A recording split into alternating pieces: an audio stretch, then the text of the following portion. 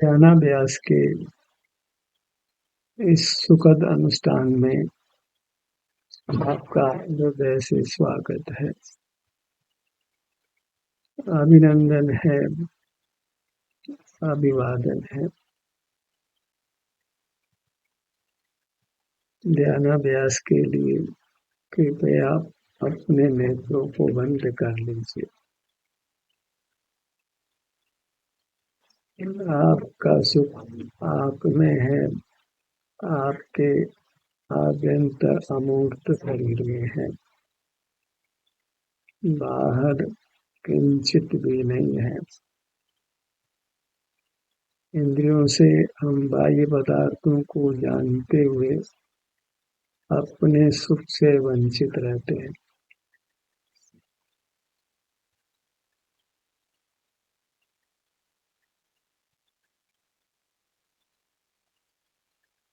सुख के लिए बस बहिर्मुख नहीं रहना है, पर पदार्थों का जानना बंद करना है।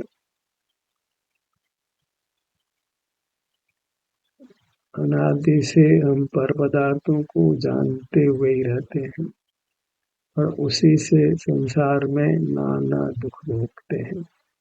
उस पर पदार्थों के जानने को ही रोकना है। इसी को इंद्रिय संयम कहते हैं।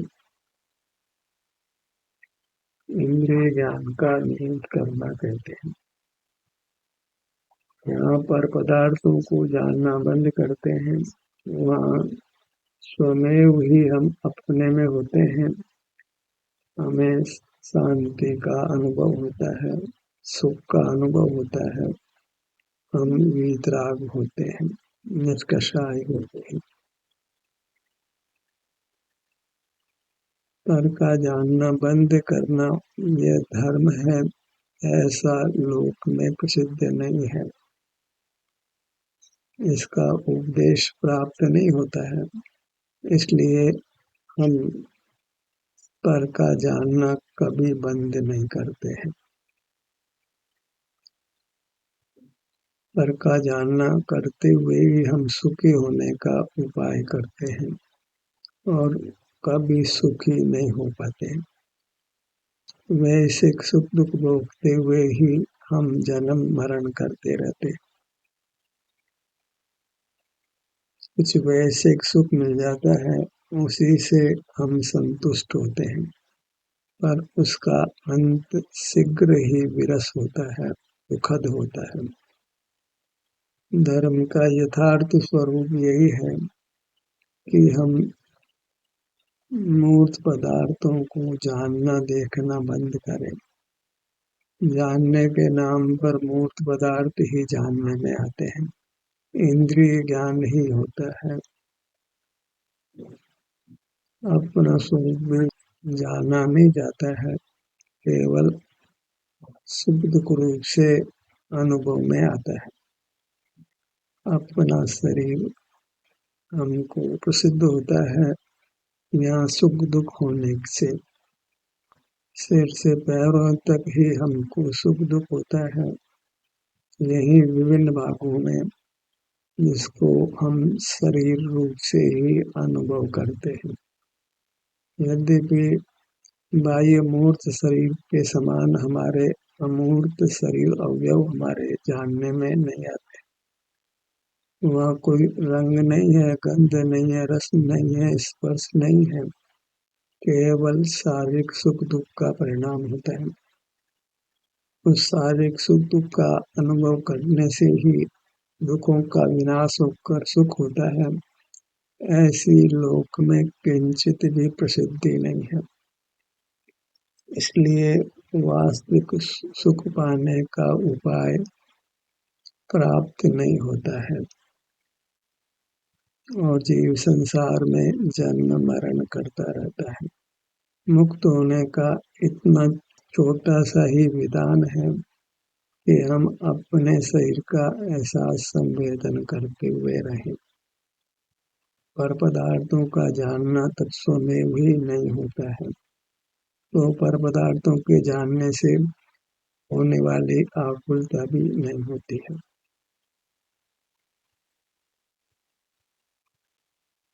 अपने शरीर का एहसास करते रहिए।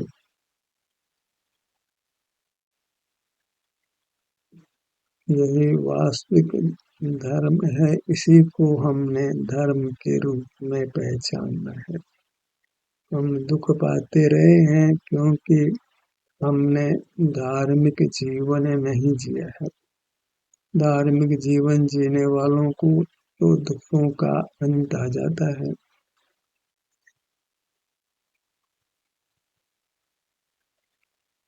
इसलिए नेत्रों को बंद रखकर, अनिंद्रियों से भी जानना बंद कर, अनुभव में आने वाले अपने शरीर का ही अनुभव करते रहिए। इसी में हमारा परम हित है। हम दुखों से मुक्त होकर सुख का अनुभव करते हैं।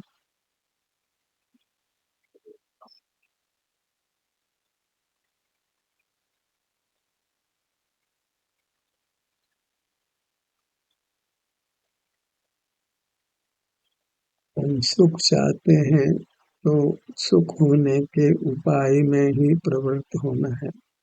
अन्य प्रवृत्तियों से हम कदापि सुखी नहीं हो सकते। सुख तो चाहते हैं तो सुख के उपाय में ही प्रवृत्त होना है, और वह उपाय केवल अपने शरीर का एहसास करना है, संवेदन करना है। ये मेरा शरीर है, ये मैं हूँ, और यहाँ मुझे सुखद दुखद अनुभव होता है। इस प्रकार मोक्ष मार्ग का या धर्म का स्वरूप अति संक्षिप्त है। बहिर्मुख होकर हम शुभ कार्यों में प्रवृत्त होते हैं, वे ही धर्म के रूप में जाने जाते हैं, और उन शुभ कार्यों का विस्तार बहुत है। इसमें समय भी बहुत लगता है, लेकिन उपलब्धि वास्तविक सुख की कदापि नहीं होती है। उन्हीं शुभ कार्यों का ही हम परस्पर उपदेश भी देते हैं, और उन शुभ कार्यों में प्रवृत्त भी होते हैं, लेकिन उत्तम स्वास्थ्य को, उत्तम सुख को प्राप्त नहीं करते। स्वास्थ्य के नाम पर हम प्राप्त भौतिक शरीर के स्वास्थ्य को ही जानते हैं। अस्वास्थ्य के नाम पर भी प्राप्त भौतिक शरीर के अस्वास्थ्य को ही जानते हैं। पर परमार्थ से सुख दुख हमारे आभ्यंतर अमूर्त शरीर में होता है। इसी से वही वास्तव में स्वस्थ या अस्वस्थ होता है। कर्म के उदय से वह अस्वस्थ होता है, और कर्म का उदय मिटने से वह स्वस्थ होता है। तो बाह्य प्रवृत्तियों से कर्म का बंध और उदय होता है, और बाह्य प्रवृत्तियों का निरोध करने पर कर्म का उदय भी नहीं होता, बंध भी नहीं होता, बल्कि कर्म का भाव ही होता है। उत्तम सुख प्रकट होता है, और अल्पकाल में परमात्म पद मिलता है। इस प्रकार बाहर का जानना बंद कर अपने शरीर का एहसास करने से हम सकल दुखों से मुक्त होकर परमात्म पद को पा सकते हैं। यहाँ फिर किंचित भी दुख नहीं है। जो हम भगवान की प्रतिमा स्थापित करते हैं, तो वहाँ वे भी कुछ शुभ कार्यों में प्रवृत्त होते हुए दिखाई नहीं देते हैं। इंद्रिय व्यापार करते हुए दिखाई नहीं देते हैं, पर का देखना जानना करते हुए दिखाई नहीं देते हैं। ऐसा ही भाषित होता है कि उनकी दृष्टि अंतर में है, वे अंतर्दृष्टि कर रहे हैं। वास्तव में उनको बहिर्दृष्टि रोकने से सर्वांग प्रदेशों में सुख का ही अनुभव हो रहा है। वही परमात्मा का यथार्थ स्वरूप है। वह स्वरूप भी प्राय लोक के ज्ञान से रहित रहा है।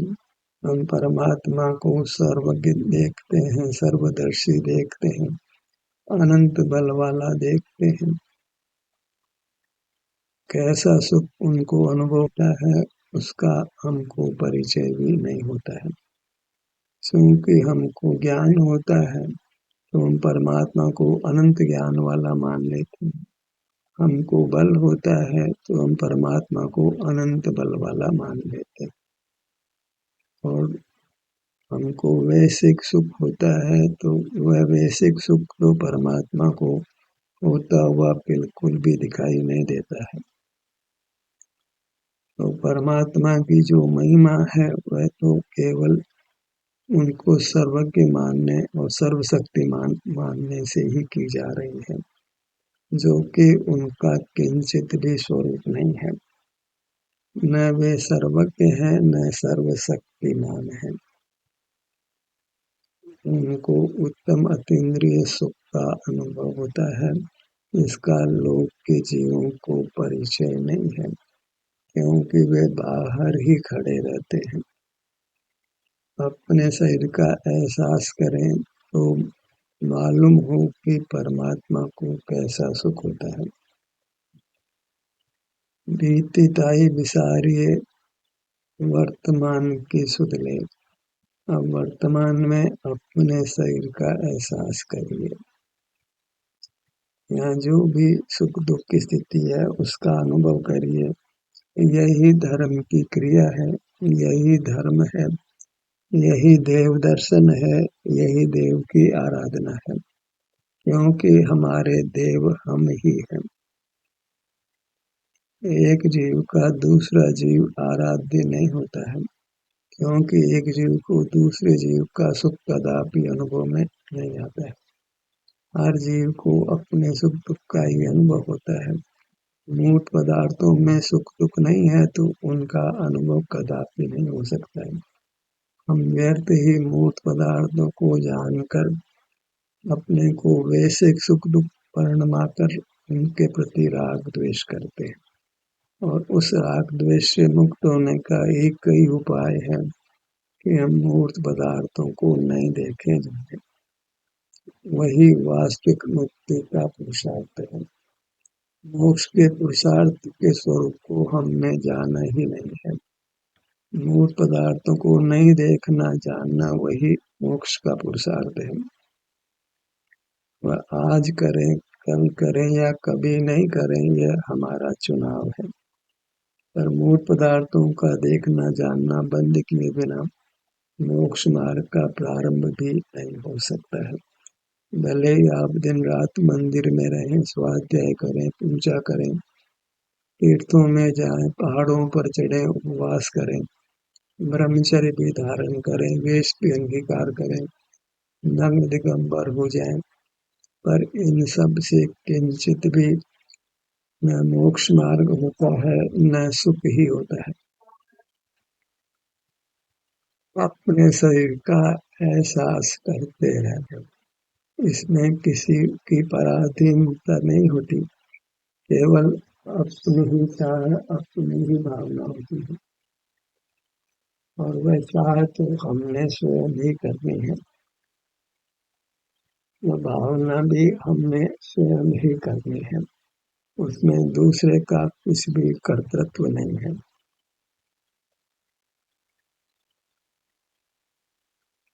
हमें सुख पाना है तो सुख का पुरुषार्थ भी हमने ही करना है।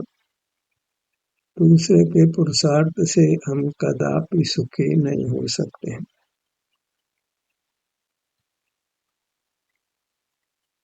अपना निज विस्तार, इसको आगम में आत्मा परमात्मा कहा है, वही पूज्य है, वही आराध्य है। हमें उसी की भक्ति करना है, महिमा लेना है, उसका ही एहसास संवेदन करते हुए रहना है। क्योंकि हम जीव हैं, सुख स्वभावी है, इसलिए अपनी काया में हमको सुख दुख का अनुभव होता है। दुख का अनुभव तो अधर्म से है, इंद्रिय ज्ञान में रहने से है। इंद्रिय ज्ञान में नहीं रहे और अपने शरीर का ही एहसास करते रहे तो फिर शरीर में दुख का अभाव होकर पूर्ण सुख की प्राप्ति होती है, परमात्म दशा मिलती है। ध्यान करने के लिए अपने ध्यान को अपने मुखमंडल पर लाइए।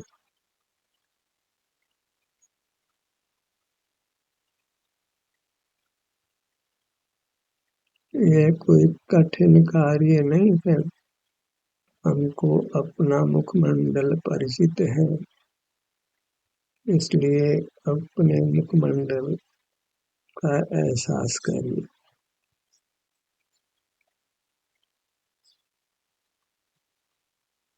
यही धर्म का वास्तविक स्वरूप है। जो हम करते हैं तो अन्य को उसकी कुछ खबर भी नहीं पड़ सकती है, क्योंकि यह बाह्य क्रिया रूप बिल्कुल नहीं है।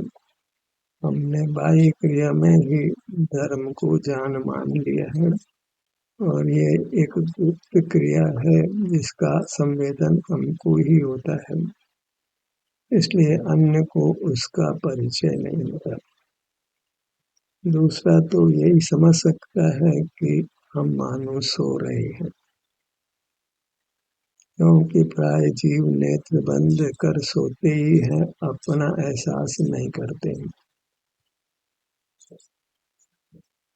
अपने ध्यान को अपने सिर की राह पर लाइए।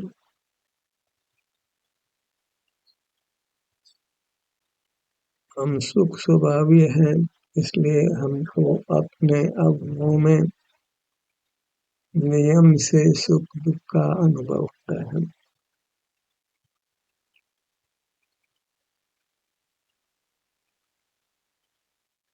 और वह अनुभव ही मोक्ष का मार्ग है। ऐसी सिद्धि लोक में बिल्कुल नहीं है, इसलिए लोक वास्तविक धर्म से अछूता ही रहता है। ललाट के भाग पर आइए।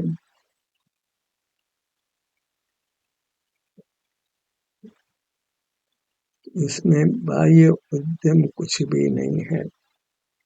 गुप्त रहकर, अपने अंतर में स्थित रहकर हम अपनी सुख निधि को ही भोगते हैं, सुख को ही भोगते हैं, अपने स्वरूप को ही भोगते हैं, और ये भोग से हमारा सुख वृद्धिगत होता है, पूर्ण होता है, अविनाशी होता है।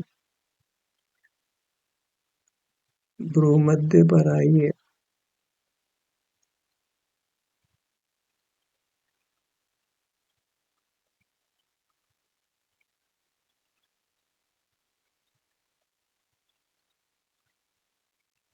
बायां नेत्र, दायां नेत्र आत्मिक अवस्थाओं में अपने अंगों का अनुभव करने पर विशेष सुख नहीं होता है। जैसे पानी को फ्रिज में रखते हुए ही वह विशेष ठंडा नहीं हो जाता है, स्टोव पर रखते ही वह तत्काल ही गर्म नहीं हो जाता है, पर ठंडा गर्म वह इसी प्रक्रिया से होता है। जब पानी को कुछ समय तक हम फ्रिज में रखते हैं तो वह ठंडा हो जाता है। पानी को कुछ समय तक स्टोव पर रखते हैं तो वह गर्म हो जाता है। ऐसे ही हम कुछ समय तक अपने भीतर रहते हैं तो हम सुखी हो जाते हैं। और जैसे पानी को फ्रिज में से बाहर निकालने पर वह फिर शीतलता को खोने लगता है, स्टोव पर से उतारने पर फिर वह अपने गर्माश को खोने लगता है। ऐसे ही जब हम अपने शरीर का एहसास करना बंद कर मूर्त पदार्थों को जानने लगते हैं तो फिर अपना सुख समाप्त होने लगता है। रागादिक दोष उत्पन्न होते हैं, दुख का अनुभव होने लगता है। सुख की निरंतरता चाहिए तो अपने सुख स्वभावी शरीर में ही निरंतर रहना है, बहिर्मुख नहीं होना है, पर पदार्थों को नहीं जानना है। पर पदार्थों के नाम पर मूर्त पदार्थ ही जानने में आते हैं, जो किंचित भी सुख स्वभावी नहीं होने पर भी हमको सुख से लगते हैं। दुख स्वभावी नहीं होने पर वे दुखद भी अनुभव में आते हैं। वह वास्तव में अपनी दशा ही सुखद दुखद रूप होती है, और हम बाह्य पदार्थों को ही सुखद दुखद मानकर उनके प्रति राग द्वेष करते हुए अपने स्वरूप से च्युत रहते हैं, सुख से ही च्युत रहते हैं। बायां कान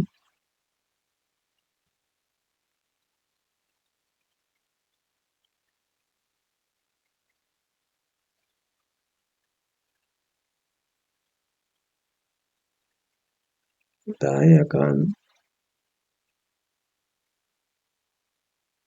जिसने शास्त्रों का अभ्यास नहीं किया है, वह भी जब अपने ध्यान को बाहर से हटाकर अपने शरीर में होता है, तो उसको भी शांति का अनुभव होता है और उसको भी इस मोक्ष मार्ग की प्राप्ति हो जाती है। उसने कोई भी धार्मिक क्रिया नहीं की हो, बिल्कुल शास्त्र ज्ञान से और धार्मिक क्रियाओं से अनभिज्ञ भी रहा हो, एक साधारण सदाचार का जीवन जीता हो, वह भी जब बाहर का जानना बंद करके अपने शरीर में होता है, तो सुख का अनुभव कर यही सुखी होने का मार्ग है, ऐसा निश्चय कर लेता है। इस प्रकार देखें तो बिना विशेष शास्त्र ज्ञान के या विशेष धार्मिक क्रियाओं के जीव मोक्ष मार्ग को पाकर मोक्ष भी पा लेता है।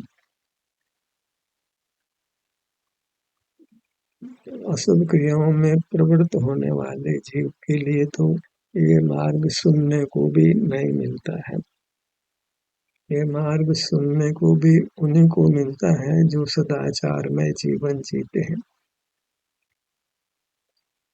जीवन का सदाचार रूप होना तो आवश्यक ही है, अन्यथा दुराचार में जीते हुए जीवों को कदाचित पूर्व पुण्य के उदय से भोग सामग्री मिले, लेकिन मोक्ष मार्ग का उपदेश तो बिल्कुल नहीं मिलता है। वे स्वयं से ही बाह्य प्रवृत्ति को रोकते हैं और बाहर में भी बाह्य प्रवृत्ति को रोकने का उपदेश उनको प्राप्त नहीं होता है। नासिका पर आइए।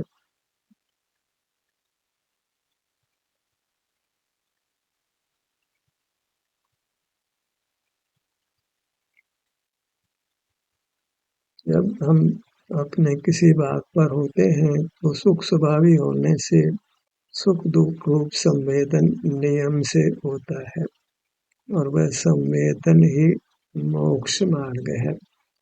हमारा ऊर्ध्व परिणमन करता है, दुखों का विनाश करके हमको सुख में स्थापित करता है, इसीलिए उसको धर्म संज्ञा है।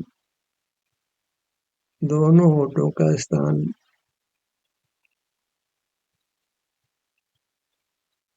प्राथमिक स्थिति में या साधक दशा में बहुत ऐसे ऐसा ही होता है।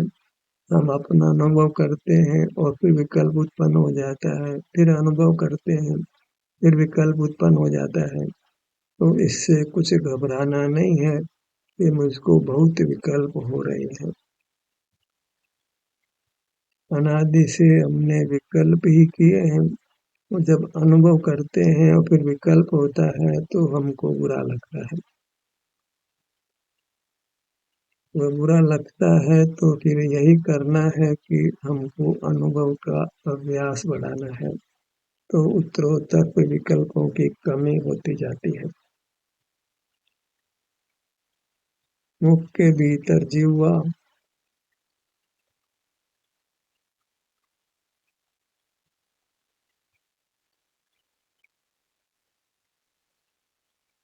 ऊपर तालु, ठुड्डी, गाल, पूरा मुखमंडल।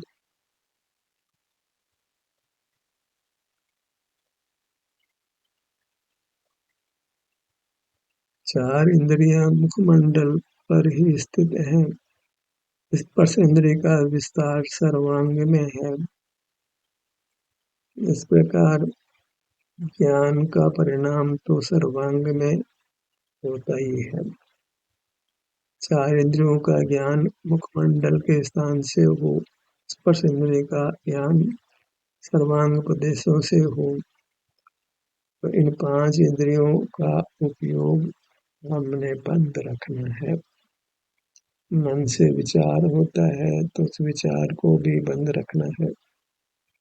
मन का कार्य अनुभव में बिल्कुल नहीं है, क्योंकि अनुभव स्वाधीन है और मन मूर्त द्रव्य है। उसके माध्यम से परोक्ष ज्ञान होता है, पर अपना अनुभव प्रत्यक्ष होने से उसमें मन का कोई कार्य नहीं है। और अनुभव तो अपने सुख स्वभाव की परिणति है, उसमें अन्य का कोई रोल नहीं है। सीने का भाग, हृदय स्थान,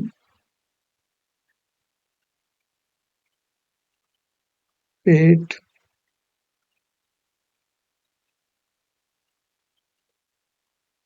बड़े भाग पर सहज स्थिति कर सकते हैं तो बड़े भाग पर बने रहने का प्रयत्न करिए।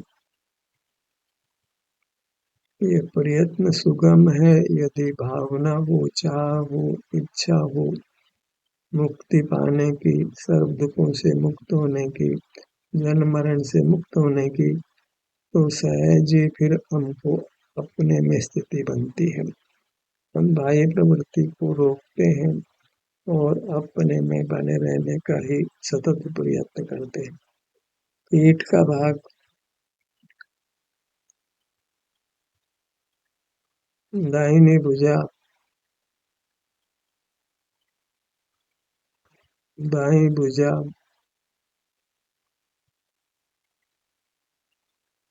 दाहिना पैर, बायां पैर,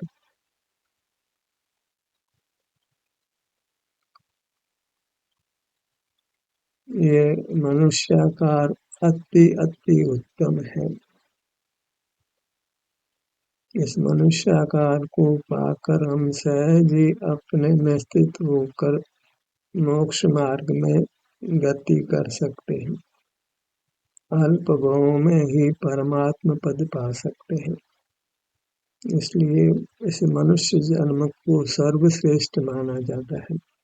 ऐसे सर्वश्रेष्ठ जन्म को हमने प्राप्त किया है। अब इसे मोक्ष मार्ग को प्रशस्त करना है और संसार में अधिक नहीं रहना है, परमात्म दशा को पाकर ही रहना है। ध्यान कैसे समाप्त होता है। आपकी सहभागिता के लिए धन्यवाद।